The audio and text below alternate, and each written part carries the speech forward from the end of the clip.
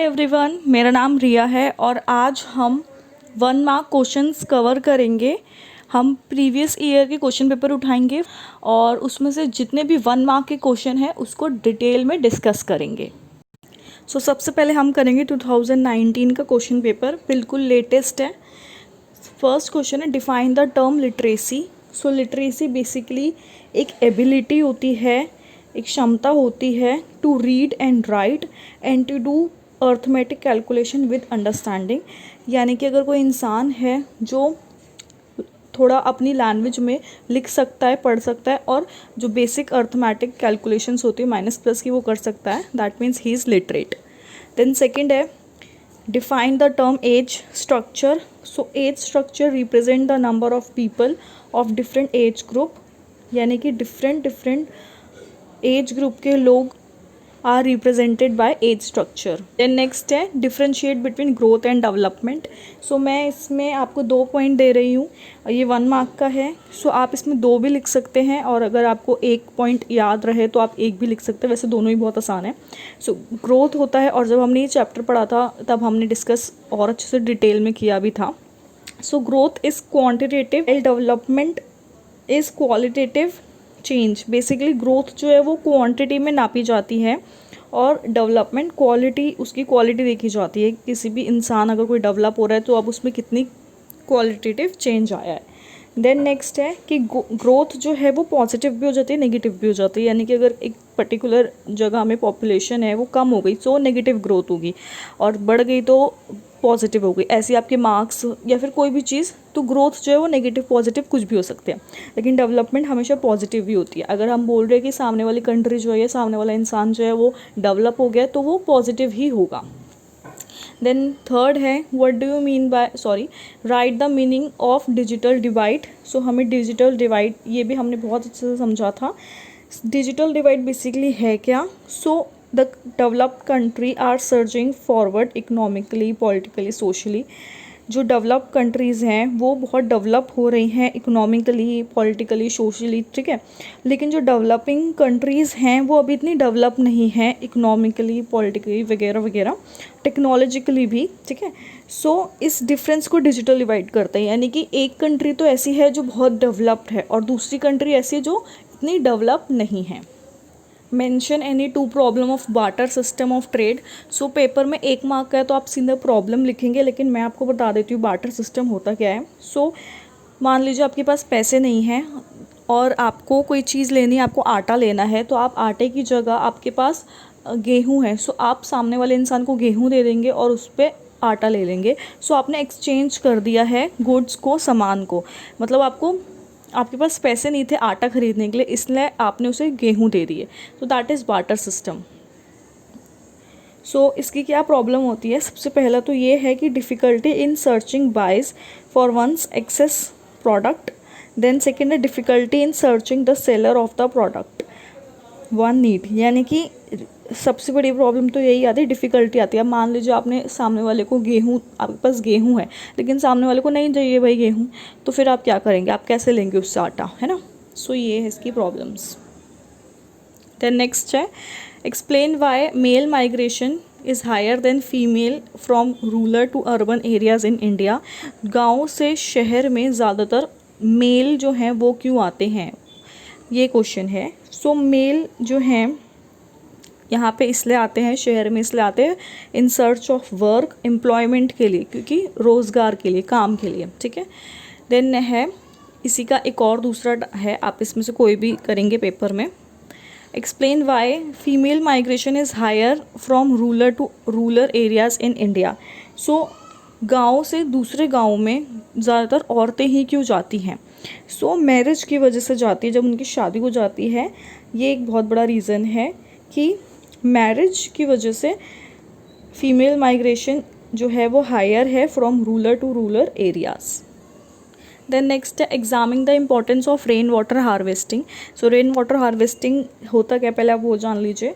Rain water harvesting होता है जब हम बारिश का पानी सेव करते हैं। उसके बहुत सारे डिफरेंट मेथड होते हैं। सबसे ईजी मेथड जो है वो है कि हम किसी बाल्टी या फिर कोई टैंक बना लेते हैं, उसमें सेव करते हैं।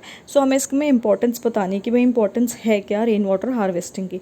तो सबसे पहला तो यही है कि इससे फ्लडिंग नहीं होती, इट प्रिवेंट फ्लडिंग और check the decline in ground water level, क्योंकि कभी कभार रेन वाटर हार्वेस्टिंग जो ये सिस्टम होता है इस तरीके से होता है कि बारिश का पानी पाइप्स के थ्रू ही ग्राउंड वाटर में जा रहा होता है। ये जब हमने डिस्कस किया था चैप्टर तो हमने डायग्राम के साथ बहुत अच्छे से किया था, सो आप उसका देख सकते हैं, प्लेलिस्ट अवेलेबल है उस चैप्टर को। देन नेक्स्ट है इट इंक्रीजेस वाटर अवेलेबिलिटी, यानी कि जो पानी की कमी है वो नहीं होती इससे, क्योंकि वाटर अवेलेबिलिटी बढ़ जाती है। देन नेक्स्ट है why is urban waste a serious problem in India, explain one reason. So urban waste क्यों है serious problem? Generation of large quantity of waste in urban areas due to overcrowding. Overcrowd, बहुत भीड़ बढ़ती जा रही है, इस वजह से जो अर्बन जो वेस्ट है वो बढ़ता जा रहा है। पॉपुलेशन जैसे बढ़ रही है वैसी वेस्ट भी तो बढ़ेगा। No proper disposal of waste material, so कोई अच्छा सिस्टम नहीं है जिसमें जो वेस्ट मटेरियल है उसे हम अच्छे से डिस्पोज कर पाएँ। Concentration of industries in and around the urban areas, so industries की वजह से भी there is problem of urban waste. फिर इसका लास्ट है why is air pollution is serious problem in India, explain one reason. So air pollution क्यों है serious problem? इस वजह से है बिकॉज एयर पोल्यूशन का मतलब है कि एयर में टॉक्सिक गैसेस मिक्स हो जाती हैं और जिससे जो बीमारी है वो फैलती है। जैसे कि प्रॉब्लम कैसे हो सकती है, बीमारी कैसे होती है, किस चीज़ से हो सकती है, जैसे कि रेस्पिरेटरी से रिलेटेड, नर्व से रिलेटेड, सर्कुलेटरी सिस्टम से रिलेटेड प्रॉब्लम्स हो जाती हैं। सो अब क्वेश्चन पेपर 2018 के क्वेश्चंस देखेंगे। सबसे पहला क्वेश्चन है difference between growth and development. So सबसे पहला तो इसका यही है कि ग्रोथ जो है वो इट कैन बी नेगेटिव और पॉजिटिव, यानी कि ग्रोथ जो है जैसे कि अगर एक पर्टिकुलर एरिया में कोई पॉपुलेशन है, जनसंख्या है वो कम हो गई, सो उसको हम नेगेटिव ग्रोथ भी कह सकते हैं। सो ग्रोथ जो है वो नेगेटिव पॉजिटिव दोनों हो सकती है, लेकिन डेवलपमेंट हमेशा पॉजिटिव ही होती है। ठीक है, 1 मार्क का है तो इसलिए ज़्यादा लिखने की ज़रूरत है नहीं। Why is India a popular tourist destination in the world? So India जो है वो इतना पॉपुलर टूरिस्ट डेस्टिनेशन क्यों है? क्योंकि यहाँ पे देयर आर वार्मर प्लेसेस, गर्म जगह है ऑन वेस्ट कोस्ट, और कंडीशन जो है क्लाइमेट कंडीशन वो भी फेवरेबल होती है, और यहाँ पे बहुत कुछ हिस्टोरिकल मॉन्यूमेंट्स भी हैं, हिस्टोरिकल प्लेसेस भी हैं। काफ़ी सारी रीजन है, आप इसमें से कोई भी 2-3 लिख लेना। मेडिकल सर्विस भी अच्छी खासी होती है यहाँ पे। ठीक है, नेशनल पार्क्स, लैंडस्केप, ये सब चीज़ें। देन नेक्स्ट है evaluate the importance of coordinary activities. So हम इसकी इम्पॉर्टेंस बताएंगे। सो कोऑर्डिनरी एक्टिविटीज़ सबसे पहले तो वो एक्टिविटीज़ होती हैं जहाँ पे जो वर्कर्स होते हैं वो बिल्कुल हाईली स्किल्ड होते हैं। मैं जस्ट छोटा सा बता देती हूँ, लेकिन हमें इसकी इम्पोर्टेंस बतानी है। सो it has replaced most of the primary and secondary activities on the basis of economic growth। अगर एक पर्टिकुलर कंट्री में कोऑर्डिनरी एक्टिविटीज़ ज़्यादा है, परफॉर्म होती है, दैट मीन्स वो कंट्री काफ़ी डेवलप्ड है, क्योंकि यहाँ पे बहुत हाईली स्किल्ड लोग होते हैं। ठीक है, देन नेक्स्ट है examining the concept of regional planning. So पहले रीजनल प्लानिंग का कॉन्सेप्ट बताना है होता क्या है। सो जैसे कि मान लीजिए ये एक कंट्री है और यहाँ पे एक स्टेट ऐसी है जहाँ पे तो मेट्रोज़ हैं और बहुत 5G है, 5G नेटवर्क है, मतलब बहुत सही टेक्नोलॉजी है। और यहीं पे दूसरी स्टेट ऐसी है उसी कंट्री के अंदर जहाँ पे रोड्स भी अच्छी डेवलप नहीं है, यानी कि ट्रांसपोर्ट नेटवर्क तक अच्छा नहीं है। यहाँ पे तो मेट्रो है और यहाँ पे नॉर्मली कार वगैरह या कोई बड़ी गाड़ी होती है, ट्रक, बसेस, ये भी अच्छे से ट्रैवल नहीं कर पाते क्योंकि रोड सिस्टम इतना अच्छा नहीं है। सो ऐसे रीजनल इम्बैलेंस होता है, यानी कि रीजन में एक जगह तो ऐसी है और एक जगह ऐसी है। ठीक है, सो इसे कहते हैं रीजनल इम्बैलेंस। तो रीजनल प्लानिंग क्या होती है? रीजनल प्लानिंग रिड्यूस करती है regional imbalance in the development की। मतलब रीजनल प्लानिंग होती इसलिए ताकि जो रीजनल इम्बैलेंस होता है कि एक स्टेट में ऐसा है और एक स्टेट में ऐसा, ये कम हो जाए। Then next I mention any 2 factors responsible for the establishment of cotton textile mills in Mumbai. सो मैं आपको बहुत सारे दे देती हूँ। आपको 2 फैक्टर बताने हैं कि कॉटन टेक्सटाइल मिल्स जो हैं वो मुंबई में क्यों स्थापित हुई थी, इस्टाब्लिश हुई थी। ठीक है, सबसे पहला तो ये है कि जो कॉटन प्रोड्यूसिंग एरियाज़ हैं गुजरात में और महाराष्ट्र में, ये इसके पास पड़ते हैं मुंबई के।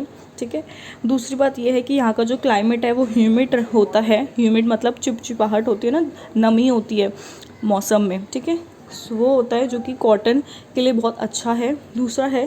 तीसरा है कि ये जो है ये फाइनेंशियल सेंटर था and it had a capital needed to start an industry. Then इसमें ट्रांसपोर्ट, यहाँ पे जो ट्रांसपोर्ट फैसिलिटीज़ हैं वो बहुत अच्छी हैं। यहाँ पे लेबर्स आपको बहुत इजीली मिल जाते थे। और पोर्ट फैसिलिटी, क्योंकि जैसे कि आप मैप में देख सकते हैं कि जो मुंबई है वो बिल्कुल सी के पास है। सो यहाँ पे जो पोर्ट फैसिलिटीज़ होते हैं, यानी कि कॉटन या कॉटन के बने हुए सामान को एक जगह से दूसरी जगह शिफ्ट करने में आसानी होती है। देन यहाँ पे हाइड्रो इलेक्ट्रिसिटी भी अवेलेबल थी इस वजह से। ये बहुत सारे फैक्टर्स हैं और इस पर बोला हुआ है 2 फैक्टर्स, तो 2 फैक्टर लिखना और उसे थोड़ा अच्छे से एक्सप्लेन कर देना। हाफ मार्क्स के तो ज़्यादा भी मत लिख देना। ठीक है, देन नेक्स्ट है state the major problem being faced by Kolkata sea port. So major जो प्रॉब्लम थी वो थी सिल्ट एक्यूमुलेशन की। सिल्ट मतलब कि वो जो होता है ना, कीचड़ सी हो जाती है, बहुत ज़्यादा मिट्टी जब होती है। ठीक है ना, जो पानी होता है वो साफ़ नहीं दिखता, वो उसमें बहुत मिट्टी मिट्टी होती है, दैट इज़ सिल्ट। ठीक है, so silt accumulation in Hooghly river. तो हुगली रिवर में बहुत ज़्यादा सिल्ट एक्यूमुलेशन हो जाता था, जो था जिससे which provide a link for the sea. Then last है state any 2 advantages of air transport in the international trade. So 2 transport के हमें वो बताने हैं एडवांटेज। सबसे पहले तो यही है भाई, जो बचपन से पढ़ाया जाता है कि एयर ट्रांसपोर्ट जो है वो फास्टेस्ट मीन्स होता है ना, कहीं पे आपको ट्रैवल करना है और बहुत जल्दी पहुंचना है, सो एयरप्लेन सबसे बेस्ट होता है। दूसरा है कि जो वैल्यूएबल कार्गो होता है, जो इम्पॉर्टेंट सामान होता है, कार्गो मतलब सामान होता है, वैल्यूएबल सामान होता है, उसको हम वर्ल्ड वाइड कहीं पे भी पहुंचा सकते हैं। जैसे कि मान लीजिए कि आप इंडिया में रहते हैं और आपको बिज़नेस करना है अमेरिका के साथ, तो आप सामान पहुंचाएंगे, कैसे पहुंचाएंगे? सो वो होगा आपका एयरप्लेन के थ्रू। ठीक है, सो ये है क्वेश्चन नंबर 1 2017 का क्वेश्चन पेपर है ये। इसका फर्स्ट क्वेश्चन है state 2 groups of factors which affect the profitability of mining. So 2 factor बताने हैं जिससे जो माइनिंग है उसकी प्रॉफिट इफ़ेक्ट होता है। सबसे पहले है फिजिकल फैक्टर और दूसरा है इकोनॉमिक फैक्टर। देन नेक्स्ट है which country of the world has the highest road density. So Japan is the country, Japan है वो कंट्री जहाँ पे जो रोड डेंसिटी है वो बहुत हाईएस्ट है, 327 for every 100 kilometre square area. ये नंबर याद रहेगा तो लिख लेना, नहीं रहेगा तो फिर मत लिखना, मतलब ऐसा कंपलसरी नहीं है, बट हाँ लिखोगे तो बहुत अच्छी बात होगी। देन नेक्स्ट है name 2 garrison cantonment town of India. So आपको 2 लिखने हैं, आप इसके एग्जाम्पल लिख सकते हैं, अम्बाला, जालंधर। इसमें मैंने बहुत सारे दिए, आप इसमें से कोई से भी 2 याद कर सकते हैं। अम्बाला एंड जालंधर बहुत इजी लगते हैं मुझे, पर आपको जो इजी लगे आप उस हिसाब से कर सकते हैं। देन नेक्स्ट क्वेश्चन है why is West Asia the least developed in rail facility. यानी कि जो वेस्ट में एशिया में जो वेस्ट साइड में जो कंट्रीज़ हैं वहाँ पे जो रेल फैसिलिटीज़ है वो इतनी डेवलप क्यों नहीं है। सो सबसे पहली बात तो ये है कि वहाँ पे डेजर्ट एरिया है, इस वजह से वहाँ पे कंस्ट्रक्शन करना बहुत मुश्किल होता है। Examine the twin environmental problems that have emerged in the Indira Gandhi canal command area. 2 problems हैं, सबसे पहले है वाटर लॉगिंग, दूसरा है सॉइल सैलिनिटी। वाटर लॉगिंग मतलब पानी जो है लैंड पे ज़्यादा बढ़ जाता है, सॉइल सैलिनिटी मतलब खारी हो जाता है, खारा, सैलिनिटी मतलब खारापन। ठीक है, सो इरिगेशन और बहुत ज़्यादा पानी यूज़ करने की वजह से वहाँ पे ये 2 प्रॉब्लम्स बहुत ज़्यादा देखने को मिलती हैं। ट्विन इनका नाम है, जो ट्विन्स होते हैं ना, ठीक है, 2 कौन सी है, waterlogging and soil salinity. Then next है classify mineral on the basis of chemical and physical property. So इसका है मेटालिक एंड नॉन मेटालिक, यानी कि हम मिनरल्स को केमिकल और फिजिकल प्रॉपर्टी में अगर उनके टाइप्स देखें तो 2 टाइप होते हैं, एक मेटालिक होता है, एक नॉन मेटालिक होता है। How can you help in improving the quality of water in your locality. So आप कैसे कर सकते हैं, सबसे पहले तो आप जो पानी है उसका अच्छे तरीके से यूज़ करें, जुडिशियस यूज़ ऑफ पानी। एंड देन आप क्रिएट कर सकते हैं अवेयरनेस, क्रिएटिंग अवेयरनेस कि भाई इम्पोर्टेंस क्या है पानी की। अगर इससे भी ज़्यादा आपको कोई अच्छा पॉइंट हो तो आप वो भी लिख सकते हैं इसमें। सो ये है 2016 का क्वेश्चन पेपर, जिसका जो फर्स्ट क्वेश्चन है वो कहता है name the country where sex ratio is most unfavourable to women in the world. ऐसी कौन सी कंट्री है जहाँ पे सेक्स रेशियो बहुत अनफेवरेबल है टू वुमेन। सो वो है यूए कतार। देन नेक्स्ट है define the concept of human development. So human development है क्या, ये 1 मार्क का है तो आपको बहुत ज़्यादा नहीं लिखना है, आपको सिंपल से लिखना है human development that enlarges people's choice and improve their life. Human development जो है लोगों की चॉइस के इर्द गिर्द घूमता है और लोगों की जो लाइफ है उसे इम्प्रूव करता है। देन नेक्स्ट 4th क्वेश्चन है assess the positive aspect of trade liberalisation. So ये 1 मार्क का है इसलिए हम ज़्यादा डिटेल में नहीं लिखेंगे। Trade liberalisation allows good and service. Trade liberalisation है वो अलाउ करता है गुड्स एंड सर्विसेज को, सामान वगैरह को, from everywhere to compete with domestic products and service thus benefiting the people. So इससे क्या होता है जो बाहर के प्रोडक्ट्स हैं वो भी दूसरी कंट्रीज़ में आते हैं और इससे लोगों को अच्छी खासी सर्विस मिलती है क्योंकि वैरायटी हो जाती है सर्विस और गुड्स की। Then next question है 5. The proportion of workers in the agriculture sector in India has shown a declining trend over a last few decades. So agriculture sector में अब इतने लोग काम नहीं करते हैं। So इसके बारे में हमें बताना है। So this ये क्या इंडिकेट करता है ये बताना है।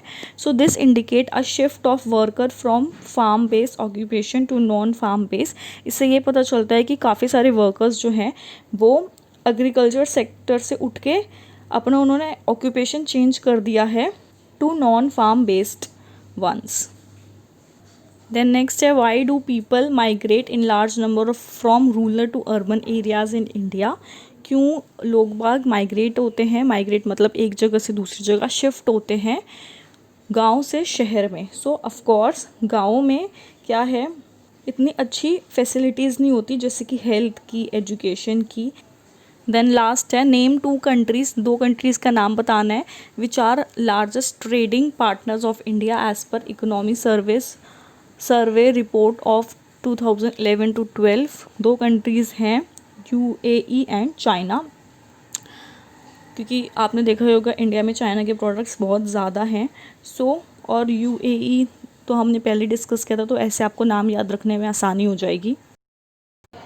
सो ये थे हमारे कुछ क्वेश्चंस 1 मार्क के हमने कवर किए हैं और आप प्लीज़ अपना ऑनेस्ट फीडबैक देना क्योंकि इसे बनाने में बहुत मेहनत लगी थी। इसमें से एक आध क्वेश्चन जो है वो आउटसाइड दिल्ली के भी है क्वेश्चन पेपर जो है, ताकि हर कोई इसका जो यूज़ है वो ले पाए, है ना, और आपको भी वैरायटी मिल जाएगी क्वेश्चंस की इस वजह से। तो प्लीज़ आप ज़रा बताइएगा कि आपको कैसी लगी, फिर हम 3 मार्क्स और 5 मार्क्स के साथ भी इसको बनाएंगे।